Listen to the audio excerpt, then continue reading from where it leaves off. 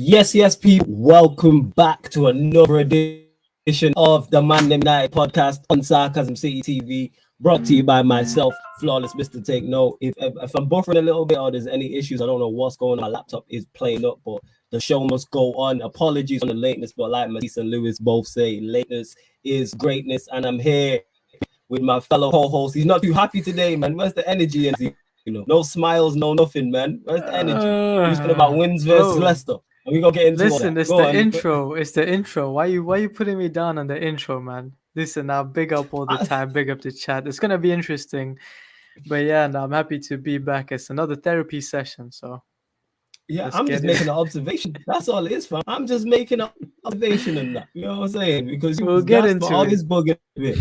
All right, Leo is bugging a bit. What's it called? I'm gonna try. I don't have my laptop's playing. But you know what? Let me introduce the special guest people. Let's right first welcoming Aguilar on the channel.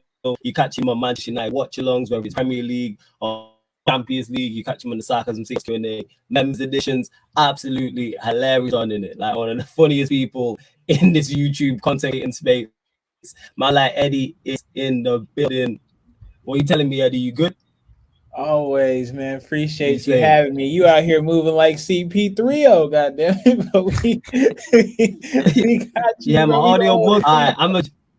Yeah. You might hold it down because I'm gonna restart this thing, innit? But I'll welcome to the show as well. All I've not right. spoke to in a minute. One of the few guys out here who does more things than me, and an entrepreneur. He's a radio presenter, radio producer.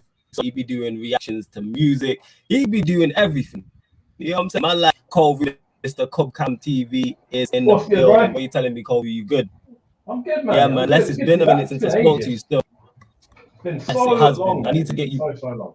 Yeah, I've not. I need to get you back on more often than that. But now it's good to have you back in. Kovu's in the building, Eddie's in the building, Zeno's in the building. I'm gonna restart my laptop, people, so I will be jumping off. So I'm gonna leave it in the capable hands of Zeno, Eddie, and Kovu to talk about the loss to Leicester on the weekend. And we'll start with you, Zeno, simply because you was talking about wins. You know what I'm saying? You were talking about 12 to 15 points from the next 7 games, the next 7 Premier League games.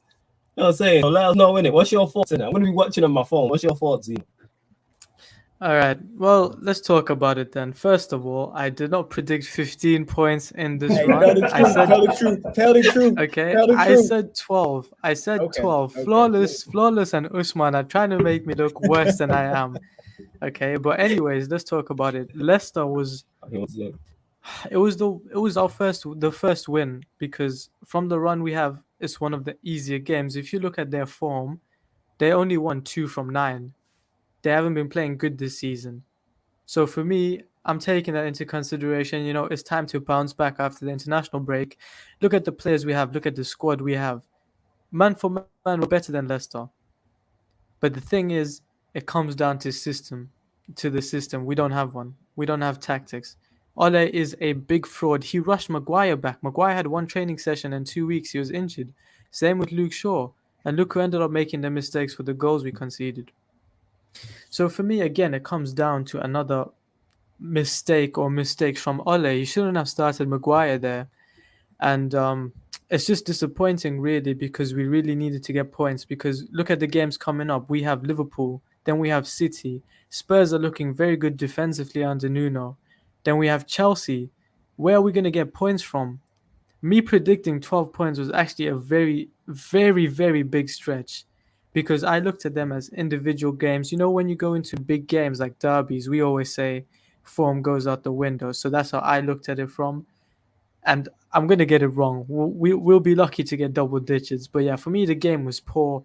We didn't. Do you know what? Yeah, our expected goals for the game was 0.03, and Leicester had a 9.6. So they were expected to get 10 goals, whereas we were lucky to get one. What does that tell you?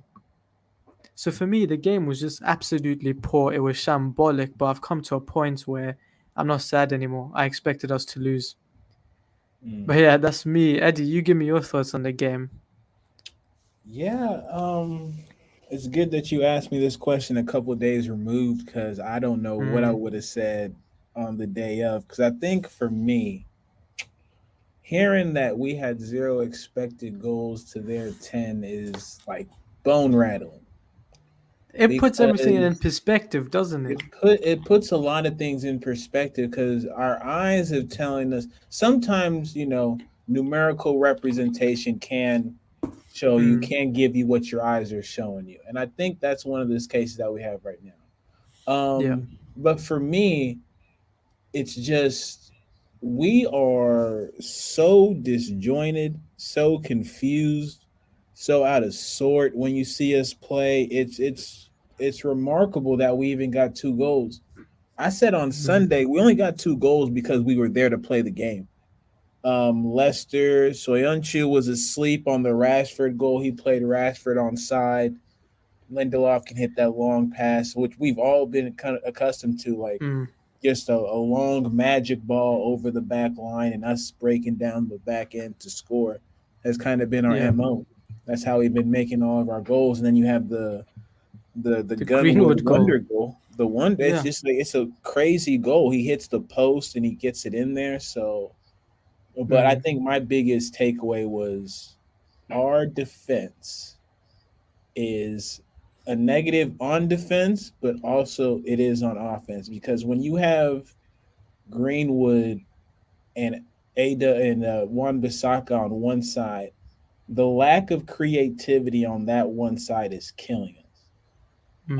Then you go to the other side, and you have Shaw, who, for whatever it's worth, has no kind of connection with whatever winger or midfielder is on there. So he just keeps on carrying the ball, trying to make a pass, and then we just look disjointed all the way in their deep third. Like everything that we've been speaking on is always coming to rear its ugly head, but like they'll tell you, we get away with it sometimes.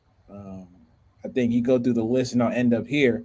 If you go through the list of teams, we've played and those that we've beat, none of them have been great. None of these teams that we've held our W's against have been great this season. So I'm scared as hell for Sunday. I'm gonna keep my United. I got the kid on, so you Yeah. know what it is. But yeah, I'm just scared, and Sunday Nah. didn't give me any kind of assurance.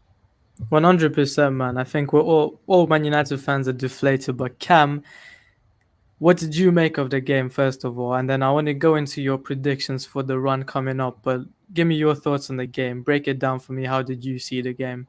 Well, as a kind of intro tagline, it's the first time where I can undoubtedly say, without any sort of external influence, that it's entirely on OLE. It's the first time this season where I have been able to. I can't find anything else. I've never particularly been OLE in. He has to be but I've always been able to see a kind of reason of why something hasn't gone right. For instance, it being McTominay and Fred. For instance, it being individual errors, it being single things that you can't necessarily rely on getting out of someone's game through early season coaching. Like there's always been little things that are kind of like, okay, but that went wrong there, that went wrong there. Yeah. The fact that this game he started realistically, he rushed Maguire back. I don't really know what's going on with United's medical department. To be honest with you, it's been a shambles for years. Realistically, we always rush players back. This is the reason why Rashford has been so bad, like so inconsistent for the last few years, purely because of how he's been rushed back from injury so many times and continues to play. Maguire gets rushed back from injury a lot, and he almost gets expected to play through things. But picking, hello again, mate. Hello, I'm back. I'm a good, bro. I didn't want to interrupt. I'm clear now. I just needed to restart. Man, what's it called? Yeah, no, you sound better. Here we go. We back in it. We back. Go on, Cole. Carry on. So yeah, I think bringing Maguire back firstly was the first error. Pretty much, I think the 2 goals that I saw were directly correlated. The two goals I remember off the top of my head were directly correlated to Maguire mistakes, which came down to lack of awareness, aka lack of fitness at the time, not being able to move in the right way, not being able to make the right decision, not having the muscle memory back in you to be in the right place at the right time. The Vardy goal, Vardy's bang up, like literally wide open, and obviously the pass from De Gea out to him, he should be reacting quick to that. He should have the awareness to know that's not getting anywhere near me. And to be honest with you, both of the goals were either from catastrophic defensive errors, which is what the Rashford goal was, or Greenwood's, which was a wonder strike out of absolutely nothing. There was no point where we looked like we controlled the game. Going back to what I said about this is the first time I've looked at it and gone, I can only blame OLE for this. In previous games, we've played either McTominay and Fred or McTominay and Maguire, McTominay and Matic, sorry, or some combination of those two through the middle. This is the first time we've played what I believe to still be United's best midfield, which is still Matic with Pogba and Fernandes. That's what I believe United's best midfield currently is. It's the most balanced. It's the one that makes the most sense. We've looked our best over the last 2 years when that's been the midfield. But to play that and then have no creative outlet from either Pogba or Fernandes the entire game says there's no getting away from the fact there's something wrong with the system there, which doesn't seem to exist. When you've got Sancho completely isolated, when you've got Greenwood barely in the game apart from a wonder strike, when you've got Ronaldo barely getting a touch the entire game, there is some level of synergy which isn't taking place. And as I said before, if you have McTominay and Fred in the middle, I can understand that. People don't want to make the runs because they don't believe they can be found by the midfielders. They don't want to waste their energy doing it, especially when you're Ronaldo and you're 36 years old. You don't want to waste your energy running around trying to expect passes that just aren't going to come. But when you have that midfield essentially of a free Pogba and essentially a roaming Fernandes, because Matic is essentially just watching the line. And bear in mind, I thought Matic actually played okay. I thought Matic was one of the better players on our team when I watched it. But when you then look at all those things, and these are all things that have affected us the entire way through. Oh, but maybe that's the issue. Maybe that's the issue. Maybe that's the issue. The fact that Lindelof didn't put a foot wrong means that I don't think Lindelof really did put a foot wrong throughout. From what I saw, there wasn't any major error or any kind of issue to him. And usually he's the one that is making the errors, either be it positionally or be it just making errors. And usually it's Maguire covering, but everything came through Maguire defensively, having poor positioning and poor essentially fitness. So these are all things which literally lead directly back to the picking of the team, the tactics behind the team, and how those two things correlate, which does unfortunately land on Ollie. As I said, it's the first time that I cannot find a single thing you can't blame Ollie for. Well, I mean, fair enough, 100%. But I mean, I was telling Flawless this the other day that Lindelof has been better than Maguire. Regardless if he's injured or not, he shouldn't be starting, in my opinion. Neither of them should be starting. Let's keep it on. Neither of them should be starting. Neither of them should be starting. But if one of them should be partnering Varane, it should be Lindelof. Luke Shaw has been poor as well. I'm sorry, but again, it's down to Ole, because you see with Maguire's mistakes, as much as very poor, he shouldn't have been in that position anyways. So Maguire shouldn't have been in that position to make those mistakes. He wasn't fit to play. Right. So again, that comes down to the manager. And it will always come down to the manager. He is holding this team back. Yeah. You get me? I'm gonna let you. Because you just came in. I'm gonna let you go. Go ahead, Flo. Yeah, no. I was just gonna say, you sum up the game. Yeah. No surprise. What we've been seeing, it was nothing new. Yeah. You know what I'm saying? In that we've been seeing poor performances, like defensively. We've been seeing how we're just not a cohesive unit. We've been seeing how the only time we score goals is individual brilliance. The first one being a great strike from Greenwood out the blue. The second one being someone we don't look at who provided individual brilliance was Lindelof with the pass, and it was a good finish from Rashford. Minus that, how many other saves did Kasper Schmeichel make? How many chances did we create? When is the last time we scored? Can I tell you? Yeah. Can I tell you, Flawless? Yeah, go on. You gotta hear this one. Go on. Our expected goals for the game was 0.03. That's 3%. Guess what Leicester's was? 9.6. So essentially what that means is Leicester should have won 10-0. There we go. And it's not like you look at our team and you go, usually like Arsenal, where you look at the talent of the attacking players. The talent of our attacking players is there. Whatever front four you want to play or whatever system you want to play. I looked at our bench against Leicester and went, that's a quality bench. I'm like, the bench you could argue is better than the 11. First time in years, I'm looking at it going, you know what, there are options there. Yes. The first time in years, I am now looking at it going, well, who can he bring on? You can now bring people on. And in years, I've been saying, well, who do you expect him to bring on? It's like, who? Lingard. Like, what? And he still brings on Lingard, but there's like 2 or 3 good attacking options you can bring on at any moment now. And with Lingard, you can throw in that mix because we've seen Lingard this season come on and make an impact. But again, that's down to his management, because I say this all the time. All of our players suffer. There's never so many. Only at Manchester United are all of our top players have question marks against him. It's a conversation. Ronaldo's pressing in the history of his career has never been a problem up until now. Never one time Never. when he was at Manchester United, when he was at Real Madrid, when he was at Juventus, never was this a hot topic of conversation. Is Ronaldo pressing? Ronaldo's never been a pressure. Kobe, you remember him? You know what I'm saying? When he was at Manchester United, when he was a teenager, he never pressed. Gary Neville, who I disagree with a lot, spoke on that and said that's why we had the likes of Jason Park. But when Fergie was clever enough to realize, all right, if Ronaldo's going to do so much going forward, let me get something to combat that. Well, Why are we talking about Ronaldo's pressing? Yeah, why are we talking? You're supposed to build around your best players' attributes. That's what you're supposed to do. You're supposed to utilize the best things that your best players can do, i.e., Ronaldo being in the right place at the right time. That's what we bought him to do. Yes. So why? Yeah, but I mean, that's the problem. We've weird. had Pogba for 5 years and we haven't done that.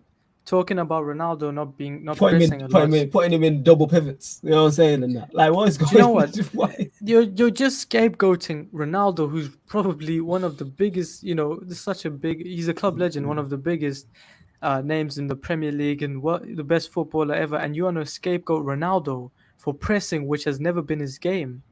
It just shows again that these are the top Reds who turned against Sir Alex Ferguson, who are turning against Ronaldo now just to back Ole. Is it really worth it to back this side, man, where you're cutting off Ronaldo and Ferguson? But you know what that is, where that stems from, Zeno? People just can't admit openly that they was wrong. And it's okay. Confirm your that's fine. Like if I want Zidane to come in next. If Oli does get sacked and Zidane comes in and Zidane doesn't work out, I'm not gonna back now. We're gonna get into that. No, we're gonna get into that. I'm gonna be like, you know what? I called it wrong. You know what I'm saying? And I call it love to me every single time in the chat as well. Big up everyone in the chat also. Make sure you like and subscribe to the channel. But yeah, if I call it wrong, I'll admit I called it wrong and then go, all right, cool. So go on, what do you disagree with what I just said? What, manager, you mean? Yeah. Go on. I just don't understand why he's hailed as this super incredible manager. He's played 4 seasons or something ridiculous in professional football. It's not. Go on. In a league with a team where realistically he should have been winning both things. When you look at the team he was given, he had one of the best first teams I've ever seen. That is true, but that's the same. No, that's the same. You can't disregard that, and that's the exact same thing people said about Pep. He won things, but I don't see why he's put into the same sort of bracket as a Pep or but the thing is, anywhere near the same bracket. Yeah, because he's not done it for a long period of time. However, that's the exact same thing people said about Pep. People have used that argument with Pep. He should have. That Barcelona team that he had is one of the greatest sides I've ever seen club-wise. That's not me taking away from it, but that's the exact same argument that gets used against him. And the other thing why I want Zidane, because I look at availability and go, bear in mind, I take any manager we've been linked with, any manager who's quality out there. So whether that's Zidane, whether that's Conte, whether that's Ten Hag, anybody you name, Kofi, because I know they're better than this. I know it's better than this. Say again. Brendan I take Brendan Rodgers over Oli. 100%. After what he just did to Oli, absolutely. I would. That's the thing is, I just saying. Oli, absolutely. Yeah, Zidane is my first choice, but at this point, I take my 25th choice. I do the Spurs thing and take whoever is on the list because I know they're better than Oli. That's the point I'm making. You know what I'm saying? And that with Zidane. And I just look at availability and I think the team is set up for him to come in and do what he did. I mean, do what he did at Madrid, not necessarily win 3 Champions Leagues in a row. I just want to challenge at this point. That's where I'm at. That's where I'm at. I want to be in the conversation. I want to be watching games and have belief we win. I have no belief or hope we win. We beat Atalanta. Yeah, he won the league. Yeah, he came back and won the league. Yeah. I think he won 2. He was quality there. I'm gonna check. And even the last season with everyone injured, he came second. And bear in mind, he left. That's at a point where it's not like that's not a point where Atletico were at the highest, and if they didn't come second, even with their B team, they should still be coming second. I think you're disregarding the actual football they played as well, because I mean, look, we came second, but look how shit we were. Yeah, I'm not even gonna speak on the football, but to be honest with you, I'm just tired of the lack of accountability that I see with this team. And I honestly can only put it on the manager, because as a manager, they've given him credit for establishing a certain level of culture back at Man United. But when you look at our team, what are we rewarding? What exactly are we saying, you know what, that's a good job of you doing this, that deserves more playtime? What is the standard for every player out there when he's out there? What are they supposed to do? And every time I see this team play, I see Maguire making the same mistakes. I see Bissaka making the same mistakes. I see Lindelof when he's come in making the same mistakes. I see the list goes on and on. Pogba playing around with the ball in the midfield, right before in front of our box. McTominay not finding passes. The list goes on and on. So I think I'm in the camp with Flawless, where I'm just tired of it. I'm literally, because it's getting to the point where the people who I cannot stand are laughing at my club. That's the scum, that's the loser pool, and that's that pub team with 15 people showing up every game down the block from y'all. So I don't I'm it's not that, players or any other, or we have a certain level of standard when it comes to our coaches, and we can rightly so, critique coaches who are available or may become our coach. But for him, for Ollie, yeah, it's nothing in there for me anymore. After 4-2 to Leicester, what was it? 1-0 was it to Aston Villa? Yeah, 1-0 we lost to Aston Villa. Without a Ings, without a, I forget, they had a whole bunch of guys sitting down that game. Same with Everton, bro. Everton had 5 first-team players out. Everton had 5.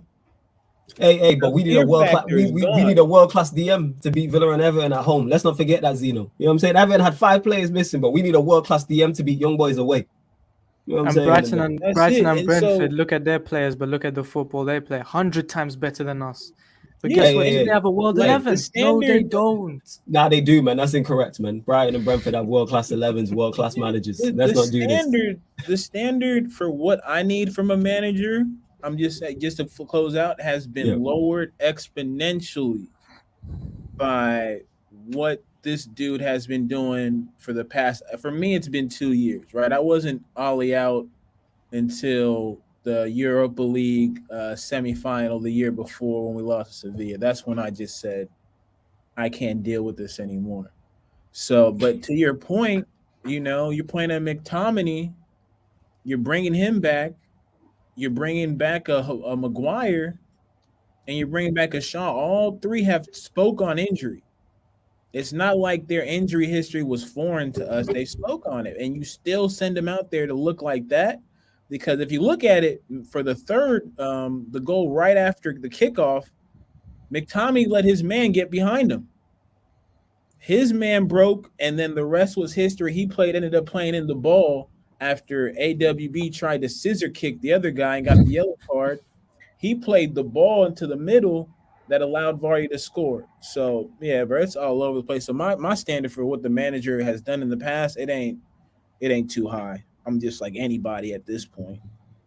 I want to ask you guys a question quickly. Is Ole ruining his legacy at United? Because personally, for me, I think he is. I don't. It depends. You know what that is? That's all depending on who you're talking to and age and stuff like that. Like I say, I'm old enough to remember Ole as a player, so I can separate the two. Yeah. However, is he tarnishing it? To me, yes. His name, tarnishing his name. Yeah, I'm looking at him. I'm looking at him different. Like that's not taken away. What you did as a player is solidified. That will never ever be forgotten. But it's kind of like, I don't know, whoever your favorite artist is, and this is your favorite, and he's got 4, 5, 6 banging albums, and you love him, and you can repeat him word for word, back to cover, and then his next 4 albums after that are trash. You're gonna look at him slightly different, like, nah, this ain't it, or he changes genre or something like that. You're gonna look at this, even though it's still your favorite artist, you're gonna look at him slightly different, or you can look at him slightly different. That's not for everyone. It's all preference. For me, is he putting a black mark on it? Yes. Because if you love this club as much as you say you do, then surely you can see you're not the guy. Surely you have some self-awareness. How bad must it get for the point, what, are you gonna go 10 years without a trophy before you realize that you're not good? Like, for real, when does self-awareness kick in is my point. If you love something, you know what I mean? Like, I wouldn't take the United, actually, yeah, I would take the United job just for the check, but eventually I'm a dip, because I know I'm not up to it and I'm not good enough. Like, I take it for the check. I take it for because it's life-changing amount of money. But then eventually, even then I'm going to try and get the people in around me to do the job. You know what I'm saying? Like, you got to know what you're good at and what you're not good at. Go on, Kobe. You look at all the things that come out from Carrington, and you look at all the apparent people who are doing the coaching stuff. Apparently, I mean, I don't know where the reports come from. I don't know who's allowed in and out of Carrington. I don't know. But you always see reports of the coaches being highly sought after. You see it as though it's a good team of people. But that like McKenna was apparently sought after. I don't know the ins and outs of McKenna. I'm not going to pretend like I do. But I always see reports that he's a really, really respected coach in what he does, not just by United players, but he was a very much sought after coach. And obviously he's built that sort of team with Carrick and Fletcher involved as well. So they're ex-players. I don't know how much they are on it, but it's clear when you look at the sort of. I'm trying to think of the best way to. I don't believe any football manager handles every aspect of play. I don't think that is what happens. I think they set out the overall plan and then they delegate the individual elements to coaches. I think that's what happens.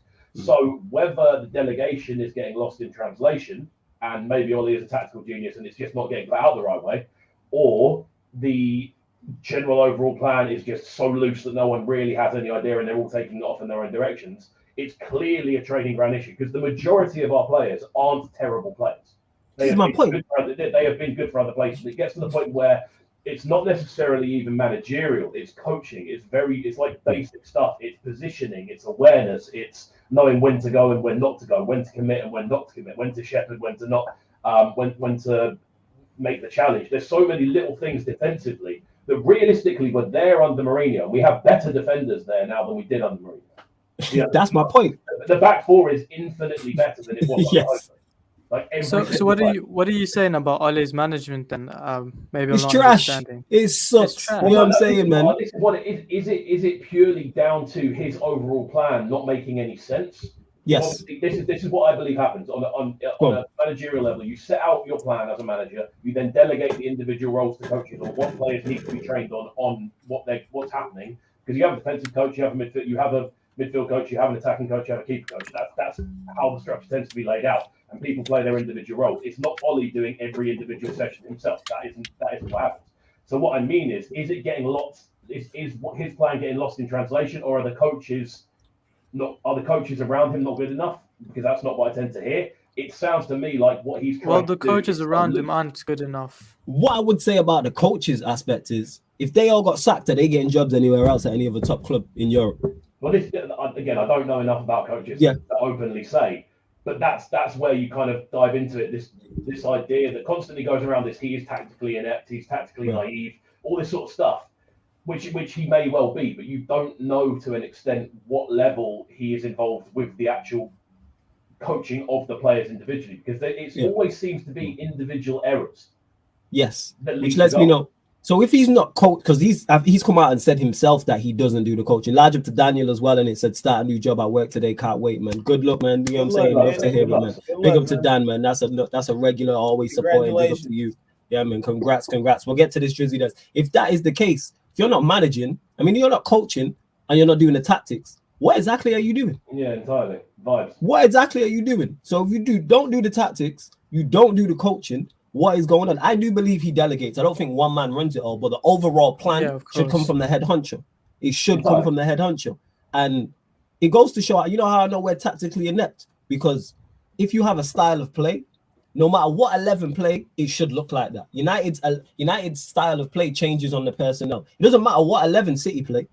They play the exact same way. I've watched different City 11. They play the exact same way. Same for Liverpool. You can take 22 players in the City squad and it looks the same. It looks the same. Yeah, because everybody does the same job. Yes, the quality of it might dip depending on the quality of the player, but it looks the same. Brighton play the same way.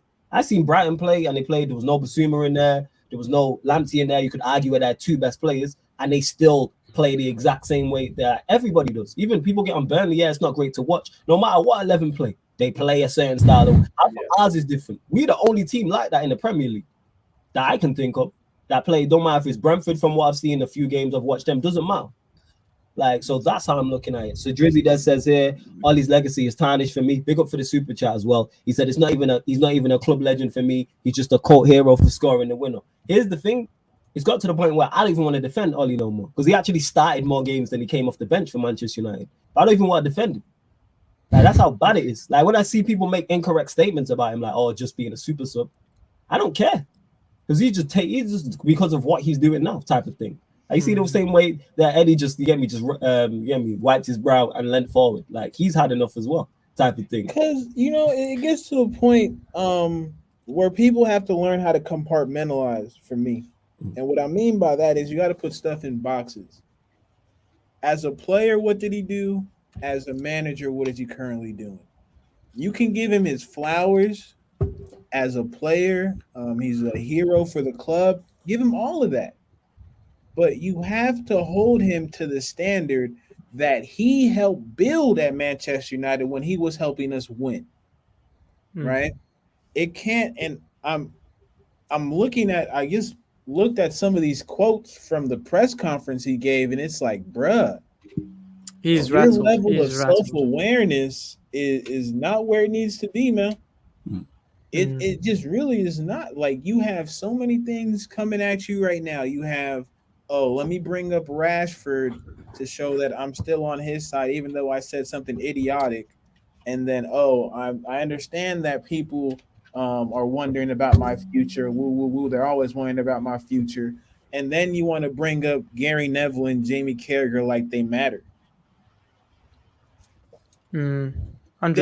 But we're gonna get to that. We don't get into all of that. We cannot have a man as our manager who comes across as insecure, because you're managing Manchester United, right? It's not, again, it's as a big club, it's a world club. Its roots are in Manchester, and it wouldn't be what it would be without Manchester. They can never take that away, but you have to understand the type of situation you found yourself in, and not just be happy to be here, but give yourself, or just give the club some type of indication that you're changing something. Because through your answers, through your mannerisms, I'm not seeing anything change. I'm just hearing same old stuff that I heard when we lost the last game and the game before that and the game before that. Yeah. It's always the same. It's always the same. And that worries me. Not worries me, but that just shows your deficiencies as a manager. Because every time we lose, he always goes back to the same thing. Always, we need to run harder. We need to work harder. We need to cover more ground. And it's like, why is never anything? There's never any tactical insight. There's never any, we should have pressed, maybe I should have switched from a 2 in midfield to a 3. Or we should have pressed them higher up the pitch. Or we should have defended deeper. Or we should have defended the wide areas better. There's never no tactical insight. It's always about running and hard yards and passion and desire and intensity and all these type of things. It's always that point, man. I it's didn't always heard that. Yeah, more running. We needed more legs. Yeah. When he first came to United, I remember an interview he done, and they asked him about his philosophy, and he said, "No team should outwork mine. We need to run more than them." That's what he said. So Which is all well and good if you're running with an intent and purpose. Like, I'm all for that. If you want to, if Liverpool do that in terms of they just like will work hard and outrun teams, which is cool, but there's different ways to win football matches. Like, everybody's talking about pressing, like you have to press to win football matches. Some teams defend deep and don't press and give other teams the ball and then win it back. Whichever way you want to play, depending on the personnel, but you have to press as a team. And if you're trying to press from the front, you don't go and sign Cristiano Ronaldo. Like, you don't do that. If you're trying to press from the front and initiate a press, Cristiano Ronaldo is not the way to go with that. A 36-year-old Cristiano Ronaldo. Yeah, yes. Never mind, not a 25-year-old one. Not even, you know what I'm saying? Not 21-year, 36, 37. Like, he's not going to do that. If you want to go sign someone who's going to do that. But again, that comes back to planning and why I didn't want Cristiano Ronaldo to come in, because it wasn't planned. But you gotta understand, like Cam said something that stuck with me, and he kept on harping on awareness, and especially on defense. When you look at the positional awareness of everybody on that back line, it is amazing how dumb they look. It is literally like you can put the camera on each one of those 4 people when the ball is coming at them and the kind of decisions they make. On every single one of those goals on Sunday, Maguire or Shaw was involved. And it was about their positional awareness, which led to a goal. Somebody getting in behind. I guess, you could take the corner out of the equation. That took a deflection. But literally, Soyuncu was right behind you. He's not anywhere far. He's not running from deep. He's right behind you, and you lose track of that man. Yeah. It's just a whole bunch of It's literally school football basics. Yeah. Stuff you learn as soon as you start playing any form of 11 aside at 13, 14. Once you start playing 11, it's 10, 11. If you're defending corners, like, no, it should be embedded. Yes. especially as professional footballers. And these men Yeah. have been. It's not like Maguire's like took up football this year. Like you've been through the school where I don't know where It should exactly be you even. came It from, should but yeah, it make should even be. more sense to Maguire because he's gone through essentially every level of Yeah, Yes. he's kind of great. He's defended in defensive teams. He's But defended. it goes to what in you also said. It's just like he's, like you said, he's going through an injury. His brain might not be all the way there. He might just be tired in that one split second. Yeah. It's all it took. If you're in, I think, if you are, I think you're in second guessing as well. You always. Right. I think in this game I wouldn't blame Maguire more a lot because he was injured, and this is exactly where you have to look at Ole. You're throwing him with one. That being said, though, we're talking about self-awareness. Is it mostly on Maguire? No. Is he not? Is he to blame? Partly, yes. Because if you're injured If to the Ole point asked him, where your performance is being affected, that's on you. That's on you. Yes, But- very few players are going to turn around and say, "I don't want to play because I'm injured." But you have to be self-aware. It's like me coming on here and I'm not 100%. I'm ill and do a terrible show, and I go, "Well, I was ill." Right? You decided to do the show. That's on me. Where How is the much self? of We that talk is about. down to the medical department though, because And that I heard you this mention has that. been Yes. this has been a running theme with United for years. We always get killer injuries. Pogba Yes. was out for 9 months. Martial was out for 7 months. We've Yes. always had killer injuries since Fergie's left, and it's been a constant thing. It's been so rare United have had an actual full squad that isn't where there hasn't been one at least long-term injury going on from not a major challenge. It's been such a common thing. We always rush players back. We always, again, Rashford's a perfect example of that as an entire saga. Rashford shouldn't have played the majority of last season. He shouldn't have gone. He should have been like stopped from going to any form of international competition. Maguire being rushed back is an example of that. There's been times when Shaw's been injured, he's been rushed back. I think Wan-Bissaka's barely missed a game. Like you should be being rested. There has to come to a point. It comes down to staff again and the people around him. Are people yes manning him to an extent and going yes, it's all fine? Because surely there should be a point where your medical department are blocking people from coming back if they can see that you clearly aren't fit. And if they are, and he's ignoring them, then it's even more on others. I get exactly what you're saying. Zeno, I wanted to get to this question. I'll let you answer it first as well because it's interesting. Okay. Do you think Scholes was right in saying Chelsea's defense is the weakest amongst United, Chelsea, Liverpool, and City? Shout out to Lewis because it was my Don Carefree Lewis who actually asked him the question. So make sure you go subscribe to Lewis's channel as well. Lewis was he was very polite with his response in that. He was very polite the way Lewis responded. As if someone would have said that to me, I'm like, what? That's mind blowing. But yeah, Zeno, your thoughts on Scholes saying, and then this will lead into Neville and Carragher and yesterday and this whole the ODL in it, the OLE Defense League. You know what I'm saying? Because it's out here strong in it. It's very few numbers. ODL. It's the ODL, man, the OLE Defense League, man, in it. There's very few people left. I think it's just the class of 92. That's it. I think it's just the class of 92. Everybody else left, man. It's the ODL, man. I think Robbie Savage is very much of the other opinion.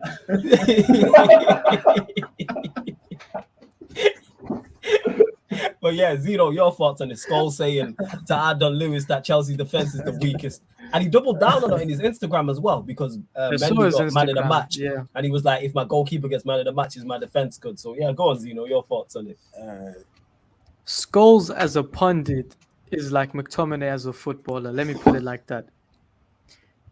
That was one of the dumbest things to say, that Chelsea have the weakest defense, because when last did we keep a clean sheet? I think right now we're on our worst defensive record since 1970. I'm not too sure, but it's at least a good 50 years.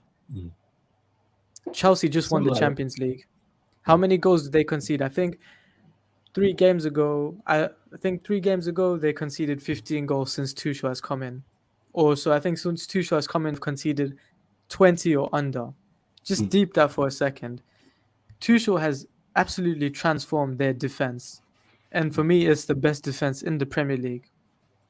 So for Scholes to say something like that, and especially he was a very good footballer for so long, and for him to play ball at a high level and to not recognize how good Chelsea's defense is, I don't know if he's salty. I don't know if he's trying to boost Ole by saying our defense is better, but he's smoking something, because that was so dumb to say. And if I'm Lewis, I'm raging, because how can you be an ex-pro? How can you be seen as a pundit who knows ball but say something so dumb? And this is just something to say, to tell people watching. Just because they're ex-professional footballers, just because they're ex-legends, It doesn't mean they know ball. It doesn't mean their opinion is more valid than yours. That was so dumb, and for me, it's just a big miss. Because for me, Chelsea's defense is the best in the Premier League. We'll get to that. Kofi, your thoughts on this? And so I don't know if you've seen it on the overlap when Scholes said this. But I think it depends if he's talking player for player or system and like that. If he's talking player for player, then possibly I can understand where he's coming from. But I don't think he is talking player for player. I think he's talking system and. Wait, even player for player. Let's go through it. Player for player. Reece James better than Wan-Bissaka. Alonso, maybe Chul. I think they're different players. If I'm being entirely honest, defensively, Wan-Bissaka is better than Reece James. That's such a. But it depends on because the difficult thing is the fact that obviously they play with a back three, so that's the system thing. But I still think Chelsea with a back four. We've put it this way: if we switch managers, our defense is better than theirs. Yeah. I agree. If we switch managers, our defense is better than theirs because individuals you can debate. You can take the foot. You can take the foot. No, when I say that, not on paper, I'm talking about in performance wise. Oh yeah, like Tuchel gets the most out of our defense because he's getting the most. Bear in mind that Chelsea defense, he hasn't signed one of those defenders. None of the holding midfielders in front of that defense are his. He's none of those, but he's gone in and implemented the style. Bear in mind, this is the same team that Frank Lampard said is not good enough to compete. It's not ready to challenge. I need Tarkowski. I need Declan Rice to compete. And Tuchel went in there and won the Champions League with it. So that's how important. When people say the reason why I get on the manager so much is because it's very, very, very important. Because look at what Tuchel did and transformed that. Before Tuchel went in, nobody was saying Chelsea had the best defense in the league. No, very few people was. He's gone in there. Now it's a conversation. I actually agree with you. Defensively, you need a team to hold on to a lead. He's bringing out the best. Go on. Say again. What do you say, Kofi? I said bar silver. It's the same defenders they had when Jose was there, pretty much. Mazel. That's crazy. Because people pretty much the same group. Yeah, because people are talking about Aspilicueta's too old, Alonso's not good enough, Rudiger's not good enough, Christensen's not good enough, Kante's finished, Jorginho's too slow, all these things. All of a sudden, Tuchel goes in there and it looks different. It looks different now. Jorginho's getting Ballon d'Or shouts. Kante's getting Ballon d'Or shouts. Christensen's got however many clean sheets. Rudiger's demanding 200k and no one's buying an eyelid. All of a sudden, Aspilicueta looks like Aspilicueta of old. So when back to this with what Scholes is saying is like, yeah, on paper, you can argue that. You can argue things on paper, but in terms of when you watch, Chelsea are a much better defensive unit. Bear in mind against Brentford, they were missing their two best centre backs. Thiago Silva wasn't playing, Rudiger wasn't playing. Was it not Sarr and Chalobah? So he played two kids. Yeah. Imagine we with Varane and Maguire. So imagine us with two kids. What our defense would, and we conceded 4. You know what I'm saying? We conceded goals left, right, and center.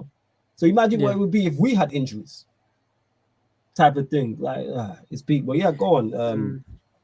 Zeno, continue your thoughts. I was just gonna say, of course I agree, but Tuchel has brought the best out of them, and he showed their strengths, obviously. But I think you can't take away the system, from the players. So again, that's just reiterating what I said. They have a better defense than us, and again, it is mainly because of the manager.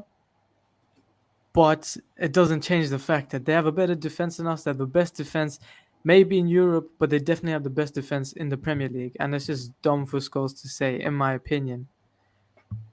Yeah, go on, Colby. You have your thoughts on this, yeah? I know we cut you off there. Oh, no, I was done. Oh, was you done? Eddie. Yeah, it's Eddie. Yeah. Yeah, Eddie, your thoughts on it?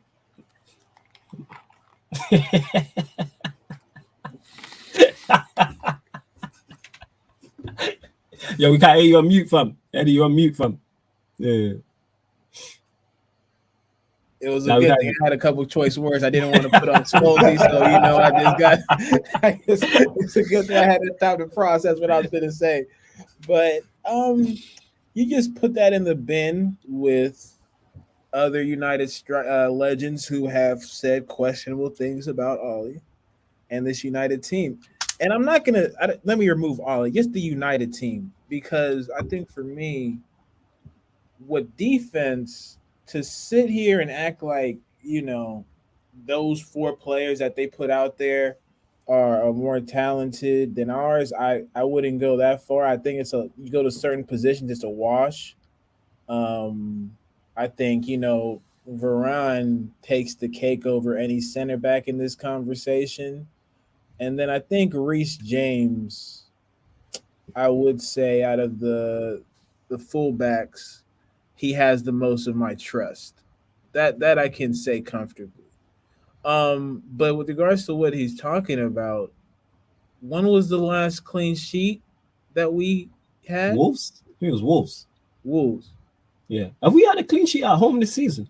We have see how we have to No. go through the Rolodex and try and pick apart which one. And That's I can crazy. tell you, Chelsea done had a couple of them bad boys. Yeah. We not had a clean sheet We at have home all respect, season. huh? Surely we must have somewhere. No, because No, we conceded to Leeds. We we conceded. conceded.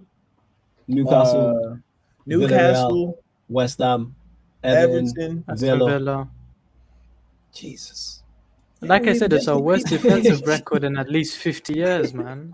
So even the With simplest our best standard, defense. even With our best defense in Our years. best players, at least a defensive asset, shall we say? It's the best that we've been since realistically Fergie was there.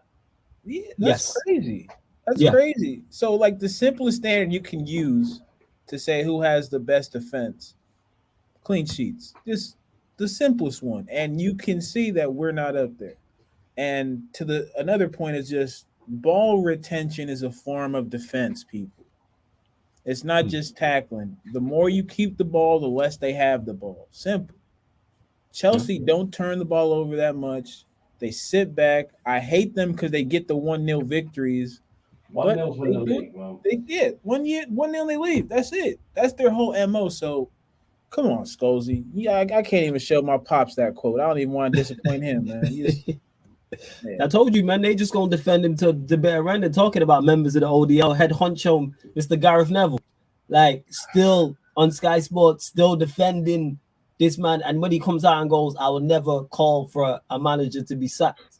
But then you own a club and have sacked multiple managers, so you won't call for something that you've actually done because it's your friend. Like you're supposed to be there as a And one you of them won something, I'm pretty sure.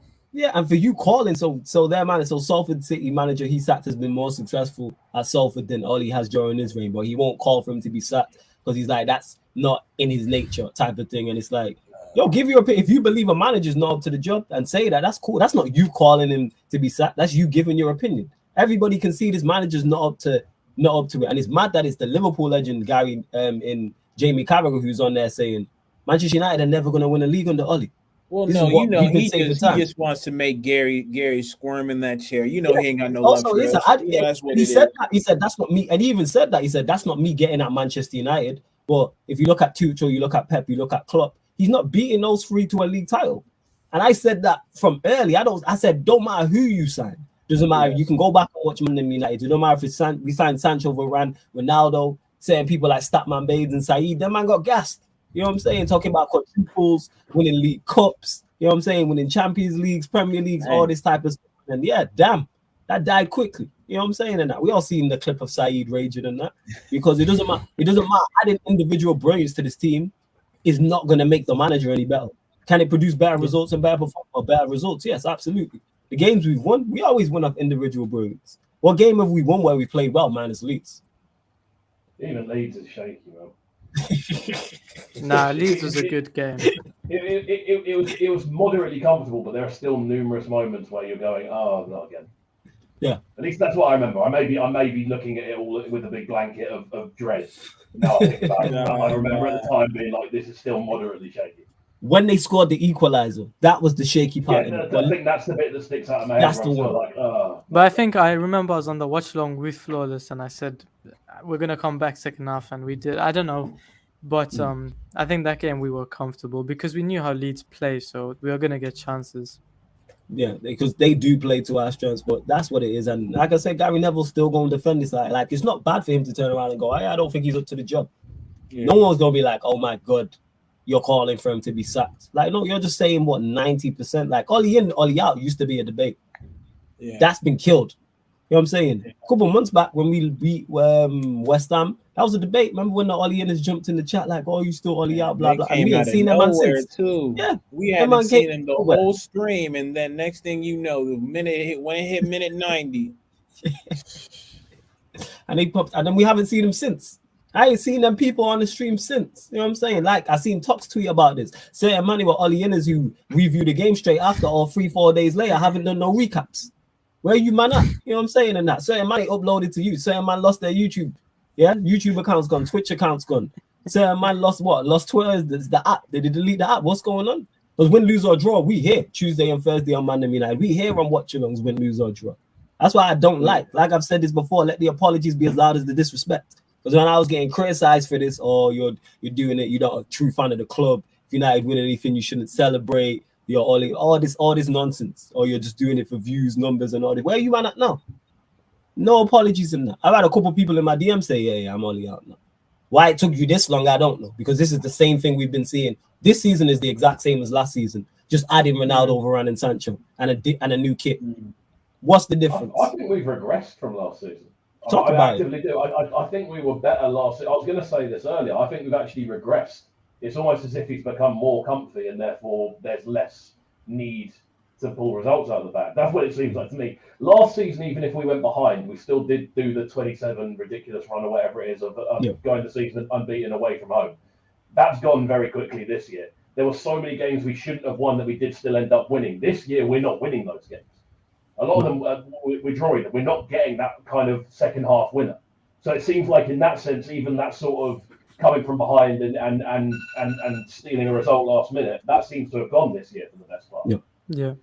That's like that sort of, I don't know, need to, even if we play terrible, scratch a result out of thin air, even though we've brought in more players that actually add to that as a concept, it's regressed. So again, that falls entirely down to, I feel that falls down to managerial comfiness more than anything else. Yeah, it is managerial now, 100%. Like the managerial, and the fact that you can argue that we regressed, that the fact again that's the debate with what we've added is crazy. How you have better tools but getting worse results? Have better players. You got players you wanted, like you added again. Jamie Carragher said it. Like Sancho was someone you wanted. You signed Cristiano Ronaldo and you signed Varane. Like, how do you get those three in and then arguably regress or get worse? Like, make sense. But that goes to show there's I just no want to plan confirm. there and everything. Wait, Flawless, did you watch the Monday Night Football? Gary Neville? I didn't watch the full thing. it? No, I didn't watch the full thing. No, but I've seen clips. Speaking about how we regressed and the players we got, I'm pretty sure there was something Gary Neville saying that Ole would prefer the squad from last season. And when I saw that, I was raging. Wait, what? The thing is, what? okay, wait. No. I'm pretty sure I read that on Twitter. Repeat that again, Zeno. He said Ole would prefer the squad from last year.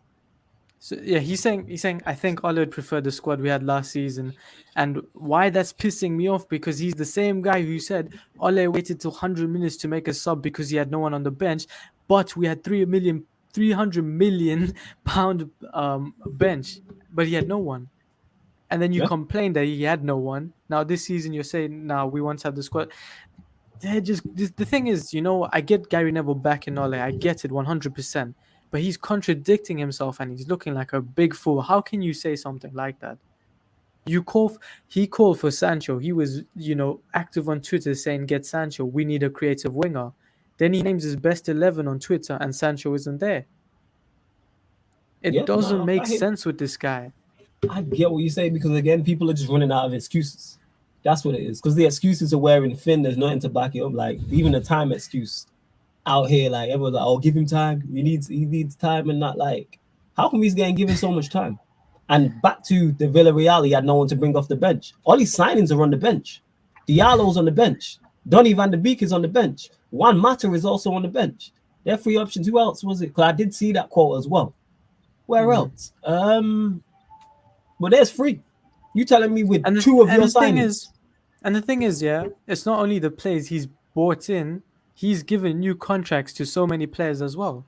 So those are his players. If you're given a new contract to a player, those are his players. There's no excuse now. It's re-signing. Exactly. So I just don't understand it. And you can't argue about squad depth this season. You cannot argue about squad depth. So it'll be injuries, man. It's Varane now, in it, because Varane's injured. That's why we lost by 4 to Leicester. That's what it is. But the thing is, for me, like, I don't know if you guys have watched Ted and Mengi, but I don't know. I rate this guy so much. He's so good. We can also bring back Axel from loan if it's that bad. Like, even with Varane coming out, that shouldn't be a problem. But it's again, it's just another excuse. And big up to Chris K as well. Says big up the ManDem from Cyprus. Don't worry when we buy Koulibaly, Delay, and then Didi will be fine. Give him time. Yeah, man. That's what it is, man. It's always something. Again, Jamie Carragher said it's always for another 150 million, another 200 million. How about utilizing what you have? Go on. I have one thing to say on that. And it's a stat that I've been looking at and researching for the last few weeks, essentially. Can you name either Champions League winning team or Premier League winning team that didn't have a certified defensively minded midfielder in their squad? Yeah, you've spawned. No? Yeah, you really can't. You can't. Well, you know what's I've looked at it. There isn't one. The only SEN is the worst. SEN's quality. Yeah, that's SEN. And that's SEN. Wait, SEN with you at Chelsea? At Chelsea. Yeah, because Makaleli was there, innit? So that's what I so if you're it's only a small thing. Yeah. But I do still think that is an issue that does need to be addressed. It's a major issue before anything else. But that's not the reason why I stick it on Ollie about that though is because we've had this discussion on the show, and the reason why I don't believe he wants a DM, he signed players in every other position apart from DM. Yeah. He brought back Henderson. He signed Wan-Bissaka, so we got a goalkeeper there. He signed a right back in Wan-Bissaka, a left back in Tellers. He signed 2 centre backs in Varane. He signed an 8/10 in Donny van der Beek. He signed a 10 in Bruno. He signed wingers in Sancho, Diallo. He signed 2 strikers in Cristiano Ronaldo and Cavani. The only place he hasn't touched is a DM. So that's why I think he thinks it's okay. I don't think he sees it as an issue. That's why we've seen McFred 65 times. Yeah, go on. But you know what I'd say, like this no DM thing? How old is Fernandinho? How old are how old is Sergio Busquets? How come these guys can be over 35 and play with a DM? Because we don't have a good system. Matic was probably our man of the match against Leicester for me. He's played every time he's played. He looks so good, Matic. But the thing is, Ole doesn't partner him up with a good player. I don't think it should be Pogba in there. I think it should be Donny. Yeah, I think I'm getting to the point where, and I'm even. You wanna know what's crazy is I'm so scared to see the lineup tomorrow, because in my head I think he'll blame the entire debacle on the fact that he put Pogba and Matic in that midfield, and we go back to McFred, and then as a result, McFred starting both games. I'm 100% starting both games.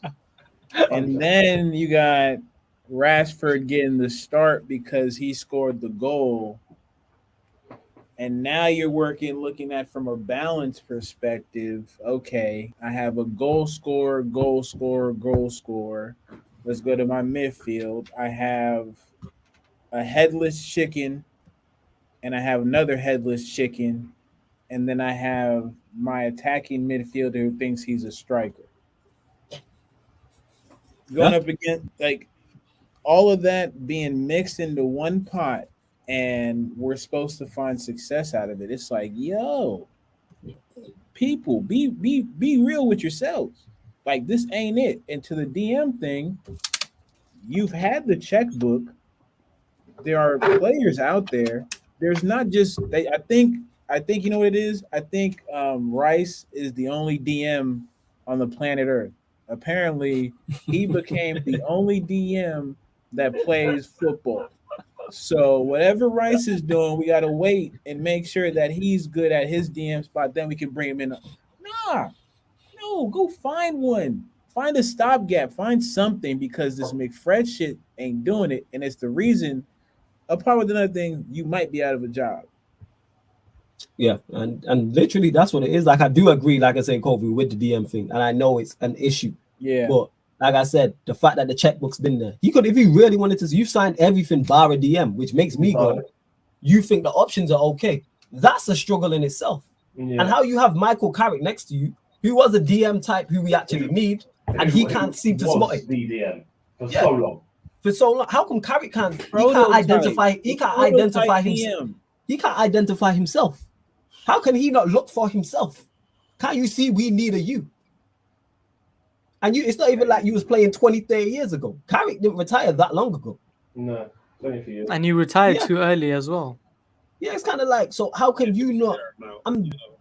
I'm just befuddled by that. Like, not only can Ollie not see that, and Carrick's next to you, he can't see that, and others can't see that in the team. That's what it Especially, I is. feel, well, when you look at everyone saying you have to press now, it's because certain teams who are winning things press. There's Yeah. almost a pressure to kind of emulate the styles of the other teams that are winning things to an extent, Yeah. right? And even if it's done badly, there's like a pressure to go, we want to do that sort of thing because that's the thing that's winning stuff. Yeah. If you look at all of those good teams, every other team in the Premier League that is doing well this season, even if it's just this season, have a moderately certy CDM in their ranks. You've got Fabinho. You've even got Jordan Henderson, who can sort of play there. Doesn't tend to, but even as a backup. Yeah. You got Fabinho in it. Fabinho's the one for them. He's quality, man. You look at Chelsea, they've got numerous players that can play that role to a high standard. You look at City, they've got Fernandinho and Rodri. Rodri's not world class, but he is still certy in that position, and he plays the role well. Brighton even have Bissouma. Obviously, that's not an area I'm going into at the moment, but they still have had that player. You look at even Spurs have Højbjerg, who does a job. Yes. And it's just so bizarre that you can go into a season where all this pressure is mounting and not go, you know what? The one thing we don't need is the player that is in the middle of everything. It's so bizarre to me that you can go, you know what we need? A donut. That's what we need. We need a donut of a squad, and then that will work. You wonder why there's no soul in the team. There's nothing in the middle of it. That's a very, very, very, very, very good analogy as well. That is Elijah to me. She's put Mike Dean's being investigated. He refused to listen to a VAR and a red card for the foul on Saka in the first half. Let's go, man. My guy, Mike Dean. Got good. Ain't got good. Look at that. It was a matter of time, Mikey boy. It was a salute to Mike Dean, in innit? I'm gonna stop giving you so much. Get you a soft ass, ain't it, Mike? Yeah. Let's go. You know what I'm saying? And Jabado, use the DM for Bayern and tell me Kimmich, he's far from that. Kimmich is a quality DM. Goretzka. Before we get onto the Goretzka, which we'll get, Kimmich is a quality DM, you know. Like I've said this before and I say this again. Salute to my Don JV. For those that are old enough to remember, Kimmich is just Philip Lahm. Like them man play the same positions, they play very similar. Like in Scooby, like JV said, you know, like in Scooby-Doo when the character zips down and there's another character inside. That's Lahm. I look at Kimmich and go, you are Lahm. Like literally like reincarnated. Like legit. Like you man both play DM. Yes, he is. He's like if that man, like if he trained him, it would make so much sense. That man even the same stature. It's crazy. But yeah, who's the DM for that? Yes, Kimmich. If you put Kimmich in our team, we have a very, very different team. If you put like you said there, Kovu, about just doing, if you put Højbjerg in our team, because he's just someone who does a job, you don't need a world-class DM. You just need someone in there who's effective and good at what they do. Certified. And we don't have an average one. Let's keep it real. Yeah, you can argue Matic that, but that's why I want to see Matic and Donny in the pivot. I think that could work. To an extent, you can argue you shouldn't notice a DM. True. To an extent, you can argue that I shouldn't be able to even notice what you're doing. You should just be going about your job, getting in the way and stopping things. Occasionally noticing like an interception or just a good piece of positioning. But the fact that we notice McTominay, the fact that we notice Fred when they play that role is an issue. Realistically, we shouldn't be noticing them that much because 9 times out of 10 it's not a positive. That's true. That's a very valid point because when I think about Fabinho, Fernandinho, or Rodri, when you think of like a Jorginho and a Kante, what do you actually see them? Like, what do you remember of them? You don't tend to remember much, just that they didn't really mess anything up. Yeah, they're not top of the list in terms of when you're talking about City, Rodri and Fernandinho are not your go-tos. If you're talking about Liverpool, it's not Fabinho. If it's a Chelsea, Jorginho and Kante a little bit more, but they're not the go-tos. It's more defensively, like in terms of their centre-backs or maybe Lukaku or something like that, or just their overall team performance and team shape. So Chelsea a little bit different, but for the most part, that is correct. Like you shouldn't notice a DM should quietly go about it. You know who appreciates DMs? The players playing in the pitch. You know what I'm saying? Trust me. When you play with a good DM or you play with a bad DM, you notice the difference. Trust me. You notice the difference. I'm a DM, but I actually play there. I played with some terrible partners and some phenomenal partners, and the difference is mind-blowing. You know what I'm saying? And that, trust me. You notice it, but outsiders won't see it that way. They will not. So that's a very, very valid point. You know what I'm saying? Like every great team that you can think of, every great team. Yeah, I'm struggling. I'm trying to think. Yeah, every great side that has been successful has had a DM who is quality. Even going back to the 4-4-2 days, you still had a certified defensively minded midfield player who was like the I'm trying the prequel of what a DM has now become. Like you still had them in the squad, they just played a slightly different role, but they still had the same mindset and the same skill set. So they sat and shielded the back four. Yeah. They did. Yeah. So whether it was Keane, whether it's Vieira, whether it's Gilberto Silva, like you can keep going. Whether it's Edu or whoever else, I'm trying to think of more teams. Like you said, you mentioned Makelele already as well. Like there's all of them, even Kante at Leicester. Kind of thing. Probably Blackburn. Was Tim Sherwood? I can't remember that far back. If Tim Sherwood was a DM, who did he play in midfield? I'm gonna look up that squad now and see. Was it Tim Sherwood? I can't remember who they played in that 4 when they robbed that league title off us. Can't believe that. Glad they in League One or wherever they're at. You know what I'm saying? Deserved.